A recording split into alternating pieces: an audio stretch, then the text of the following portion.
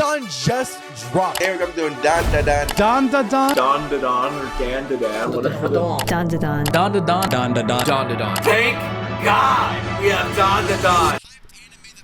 Why is everyone talking about this anime?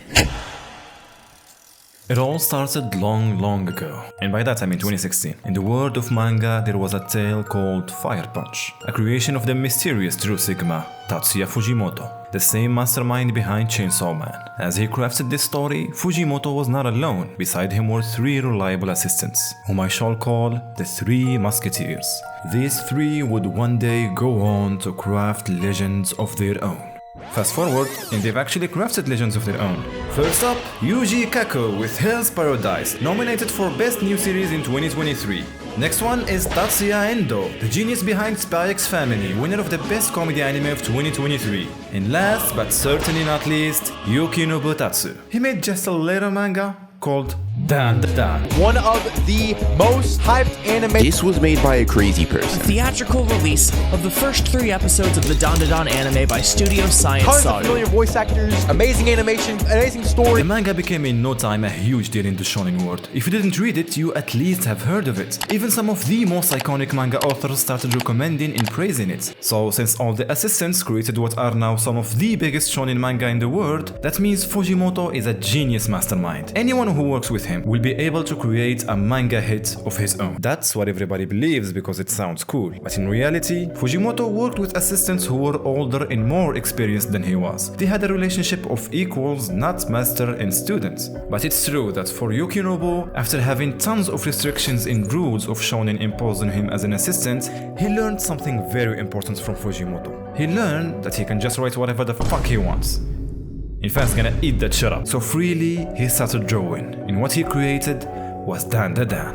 How free did he write this story, you might ask? Well, it's about aliens and ghosts stealing kids' genitals. They should rename it to DDD. After the manga made its place in the shonen genre, it was about time that Dandadan puts its sight on the next new format. The anime was announced. I can't wait, man. I can't wait for this anime, dude. And the staff behind it was stacked. The same music composer of Chainsaw Man, Zoro and Luffy voice actors as an alien and a ghost. In the studio, when I saw that Science Saru was the one in charge of Dandadan, I'm like, this is a match made in heaven. They are the perfect studio to adapt Dandadan. Holy crap. Everyone was anticipating the anime with excitement, eager to see how their beloved manga will be adapted into anime. And then, the funniest thing happened. A ton of new anime was leaked online, and even some shows had the full seasons leaked. We're talking 6 episodes of Dandadan, one of the biggest, most hyped shows coming out. Rama's been leaked, the entire Mononoke movie is released, tons of stuff. We're talking hundreds of millions of dollars now that has been lost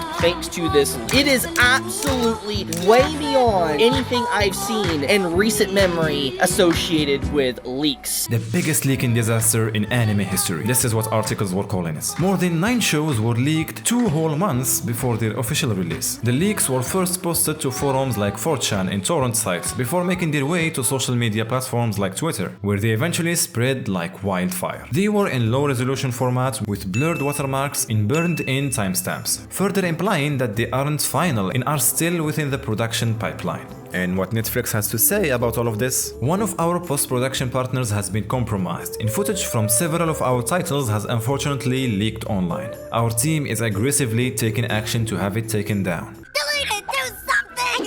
You can't delete anything on the web! Do something! Do something now! Do something! Oh yeah, that's better. To this day, the leaks are still there, living in the shadows of pirating websites. But enough about the stupid shit that doesn't matter at all. Let's talk about Dandadan itself. What's so good about it? The story goes like this. Okarun doesn't fit in. He'd rather keep his head down than confront his bullies. He also believes in aliens. Momo, on the other hand, does not hold back. She's bold and knows exactly what she wants. Subscribing to Aru Reviews YouTube channel. On one random day, Momo decided what she wanted was for these jerks to stop picking on Okarun. That's how it all started. Oh, and she believes in ghosts. To settle this argument, the two agree to a dare. Okarun will investigate the paranormal, while Momo checks out a UFO hotspot at an abandoned hospital. It's creepy, abandoned, but there aren't any aliens. Then, on Okarun's end, he just meets an old granny living in that tunnel. 倍吸わせてやるからよ。手もっとしゃぶらせろ。 Run! She's a ghost and a bitch! He starts running, which is something he shouldn't have done.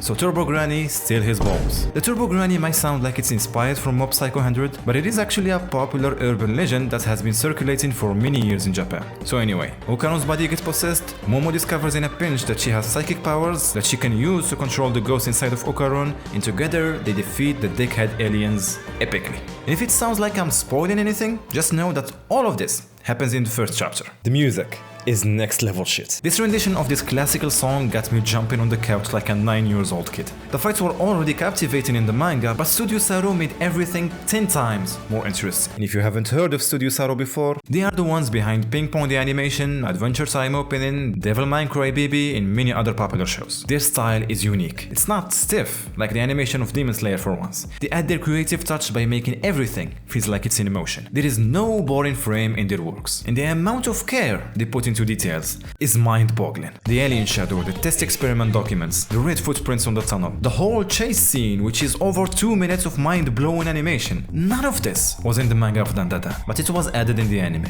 The dedication to details is insane. You think I'm overreacting? Here's more. The framing and composition at the start and end of the first episode are the same, which creates a sense of closure and highlights the character growth. Every monster has a different color associated to it. Or this scene, which is freaking hand-drawn with no visual effects used. They didn't have to go this hard, but there are multiple times where they would not animate some scenes, because they are saving that budget for animating other important scenes. Right?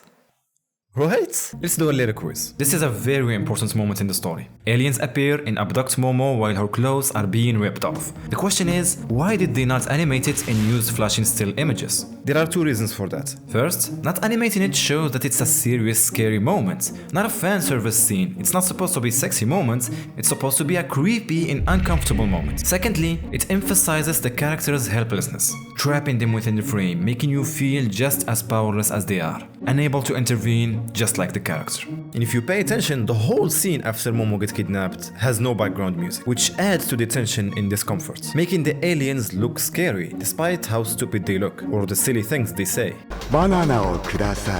The jokes are one of the biggest reasons why I watch anime, and I specifically appreciate when the jokes are based on references. That's why Gintama is my favorite anime. Dandadan taps into the same style of humor, from Momo walking like Doflamingo to the grandma wearing Gintama sleeping mask, One Punch Man, Jujutsu Kaisen, Mob Psycho, Mega Man, and the list goes on. Throw this in a world where every goddamn alien wants to steal your banana, and you got yourself a solid comedy show. So what genres are we dealing with so far? We have thriller, horror, sci-fi, mystery, action, NTR, and comedy. That's like every genre ever. Wait, something is missing. Romance. In relationships in general in Dandadan, whether romantic or platonic, they all feel incredibly grounded in reality, authentic and relatable. Especially those little moments between Momo and Okarun. They are so precious. Oh yeah, なんか言え。ツンツン。 And the romantic relationships are sweet without ever feeling forced or cliché. But all of this changed when we got episode 3. The fans realized that they don't want to feel wholesome anymore. What they really want to feel